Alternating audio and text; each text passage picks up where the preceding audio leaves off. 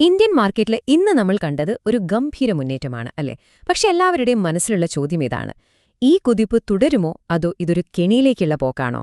അപ്പോ March 19 market sentiment ശരിക്കും എന്താണ് പറയുന്നത്? നമുക്ക് രണ്ട് മാർക്കറ്റ് എക്സ്പേർട്സിന്റെ വിശകലനത്തിലൂടെ ഒന്ന് ആഴത്തിൽ നോക്കാം. ഇന്നത്തെ ഈ വലിയ കുതിപ്പിനു പിന്നിലെ പ്രധാന കാരണം ഇതാണ്: ഇറാനിൽ നിന്നുള്ള ഈയൊരു പ്രസ്താവന. ഇന്ത്യ ഞങ്ങളുടെ സുഹൃത്താണ്, ഹോർമസ് കടലിടുക്കിലൂടെ പോകുന്ന ഇന്ത്യൻ കപ്പലുകളെ ഞങ്ങൾ ഒരു കാരണവശാലും തടയില്ല എന്ന്. ഈയൊരൊറ്റ വാർത്ത മാർക്കറ്റിൽ നിലനിന്നിരുന്ന വലിയൊരു ടെൻഷൻ കുറയ്ക്കാൻ ശരിക്കും സഹായിച്ചു. ഓക്കെ, വാർത്തയൊക്കെ വളരെ പോസിറ്റീവാണ്.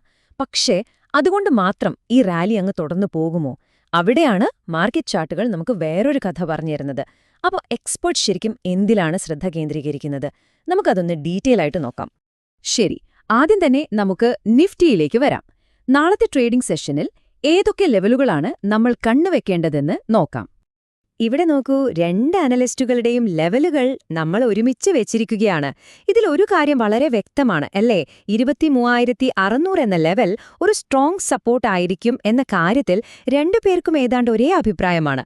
അതുപോലെ തന്നെ മുകളിലേക്ക് പോകുമ്പോൾ 24,000 ഒരു വലിയ കടമ്പയായിരിക്കുമെന്നും അവർ പറയുന്നു. അതെ, ഈ നമ്പർ 24,000 ഇതാണ് ഇപ്പോൾ എല്ലാവരും ഉറ്റുനോക്കുന്നത്.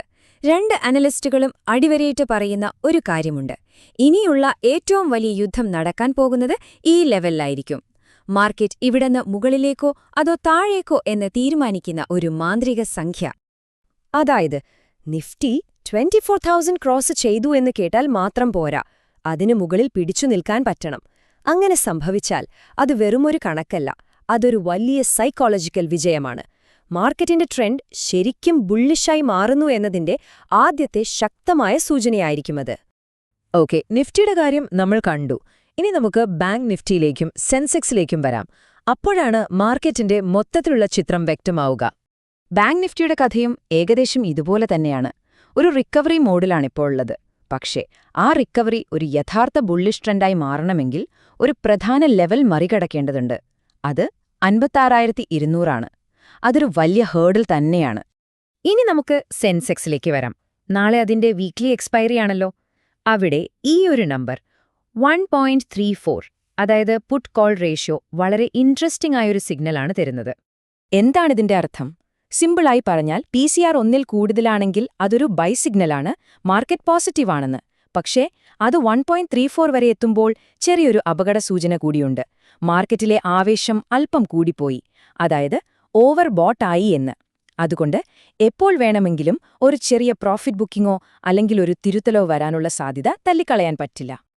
അപ്പം നമ്മൾ ഈ കാണുന്നതാണ് മാർക്കറ്റിലെ ഏറ്റവും വലിയ വൈരുദ്ധ്യം. ഒരു ദിവസത്തെ കണക്ക് നോക്കിയാൽ നല്ല ബുള്ളിഷ്, പക്ഷേ ഒരാഴ്ചത്തെ ചാർട്ട് എടുത്ത് നോക്കിയാലോ, കഥ വേറെയാണ്.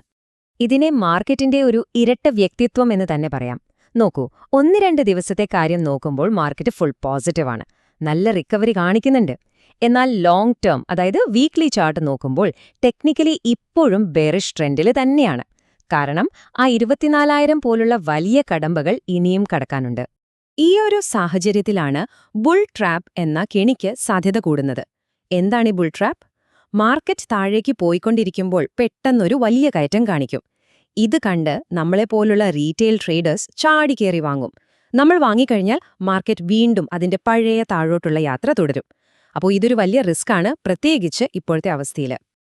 അപ്പോ ഈ കാണുന്ന പോസിറ്റീവ് റിക്കവറിയെ വഴിയിൽ തടയാൻ സാധ്യതയുള്ള റിസ്കുകൾ എന്തൊക്കെയാണ്? പ്രധാനമായും 2 കാര്യങ്ങളാണ് എക്സ്പേർട്സ് മുന്നോട്ട് വയ്ക്കുന്നത്. ഒന്നാമത്തേത് FII സെല്ലിംഗ്, അതായത് വിദേശ നിക്ഷേപകർ തുടർച്ചയായി ഇന്ത്യൻ മാർക്കറ്റിൽ നിന്ന് പണം പിൻവലിച്ചുകൊണ്ടിരിക്കുകയാണ്. അതൊരു വലിയ നെഗറ്റീവാണ്. രണ്ടാമത്തെ കാര്യം, മാർക്കറ്റ് ഇപ്പോഴും വളരെ സെൻസിറ്റീവാണ്. ഇറാനിൽ നിന്നൊരു നല്ല വാർത്ത വന്നപ്പോൾ മാർക്കറ്റ് കയറി, അതുപോലെ എന്തെങ്കിലും ഒരു ചെറിയ മോശം വാർത്ത വന്നാൽ മതി മാർക്കറ്റ് താഴെ പോകാനും.